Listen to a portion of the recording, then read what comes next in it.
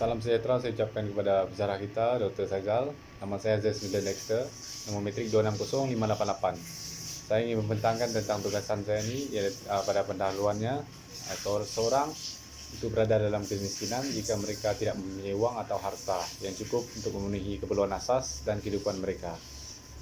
Pada ketika ini, isu kekurangan uang juga boleh disamakan dengan kemiskinan dengan mengkategorikan kekurangan keperluan seperti makanan, pakaian dan tempat tinggal. Kemiskinan boleh dikategorikan dengan lebih mendalam. Kedua, ia juga boleh dirujuk sebagai keadaan kewangan individu yang tidak mampu menyenap pendapatan atas pelbagai sebab termasuk kekurangan modal. Perspektif yang berbeza diperlukan untuk memahami kemiskinan, disebabkan keboleh capaian yang lebih tinggi di bandar untuk memenuhi keperluan tahap kebajikan.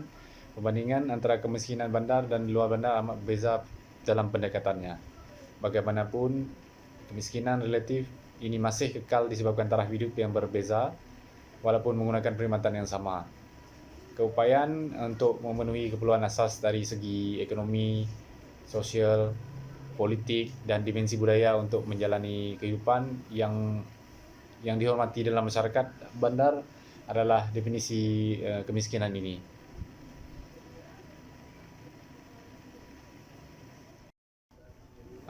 Terusnya faktor kemiskinan relatif. Menurut lawyer Wilson dan Aponte, di mana melihat kemiskinan berkongsi elemen yang sama, iaitu berpunca daripada kesan peperangan, faktor usia, sikap malas, masalah fizikal maupun kurang upaya dan juga menganggur. Kemiskinan adalah satu masalah umum, maka ianya adalah masalah yang perlu ditangani oleh kerajaan.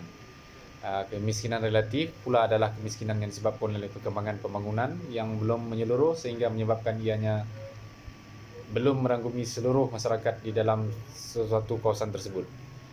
Oleh yang sedemikian, di sebahagian kawasan di mana penduduknya masih belum memiliki apa yang sewajarnya dimiliki seperti orang lain yang lebih sempurna disebabkan oleh isu pendapatan.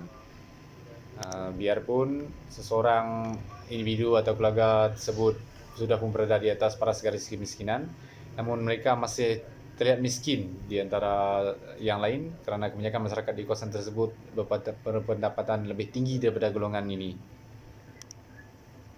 Baik, seterusnya saya akan membentangkan tentang kemiskinan relatif. Kesan kemiskinan relatif. Seperti mana yang kita sedia maklum, bahawa kemiskinan relatif ini mempunyai kesan. Ia berlaku di mana-mana di dalam masyarakat, di seluruh dunia.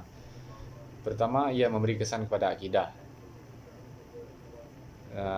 Kemiskinan seperti ini mungkin sangat berbahaya kepada akidah masyarakat, terutamanya apabila golongan miskin dalam sebuah tempat tidak tahu dari mana wang mereka yang akan datang dan orang kaya tidak bersedia untuk membantu mereka secara fizikal maupun mental. Seterusnya, isu kemiskinan relatif kemudiannya juga memberi kesan kepada etika dan moral masyarakat. Seperti situasi yang kita hadapi, hakikat bahawa setengah anggota masyarakat yang dianggap miskin adalah dalam kalangan orang yang kaya boleh menimbulkan perasaan putus asa dan juga kekecewaan. Individu ini pasti terdesak untuk menanggung hidup seperti menanggung hutang, mencuri, berbohong dan terlibat dalam tingkah laku yang lain yang tidak sesuai dan sebagainya. Seterusnya, ia akan memberi kesan juga kepada keamanan. Jika isu dan masalah kemiskinan ini tidak dapat diselesaikan maupun diatasi, sudah pasti akan berlaku peningkatan dan penularan isu seperti jenayah. Ramai orang yang termasuk dalam kategori kemiskinan ini tidak akan pernah dihargai atau selalu dipandang serong. Orang yang miskin, terutama yang tergolong dalam kemiskinan, kategori ini adalah kategori kemiskinan relatif.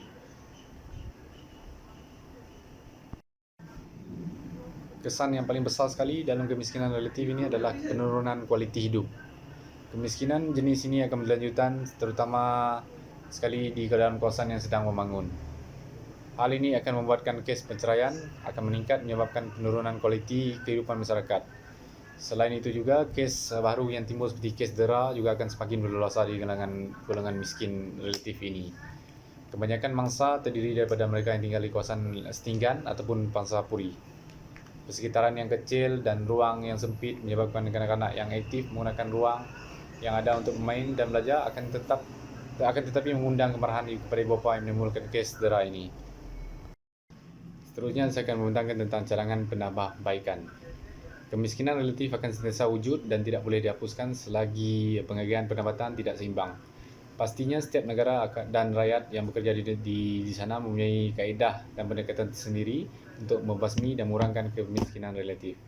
Kerajaan sedang berusaha untuk meningkatkan gaji pekerja di kedua-dua sektor awam dan juga swasta. Di samping itu, kerajaan juga menyediakan rumah mampu milik dan mewujudkan peluang baru untuk mendapatkan wang bagi golongan-golongan yang kategori dalam kemiskinan relatif ini. Kerajaan harus mendidik golongan ini, menggalakkan mereka dan berusaha sedaya upaya untuk mendapatkan pendapatan masyarakat di sesuatu kawasan, seperti memberikan subsidi dan lain-lain bentuk bantuan. Masyarakat juga perlu sentiasa merendah diri dan juga perlu menggunakan dan mendalami ilmu-ilmu agama. Seterusnya kepada halangan di dalam kumpulan penduduk, golongan yang menerima pendapatan paling rendah dari segi agian pendapatan sama ada mengikut purata pendapatan, etnik, kawasan kediaman dan sebagainya menyebabkan ianya menjadi lebih rumit. Ia berkaitan dengan budaya hidup masyarakat. Kemiskinan relatif merupakan masalah yang bersifat sementara serta mempunyai dimensi yang berbeza-beza.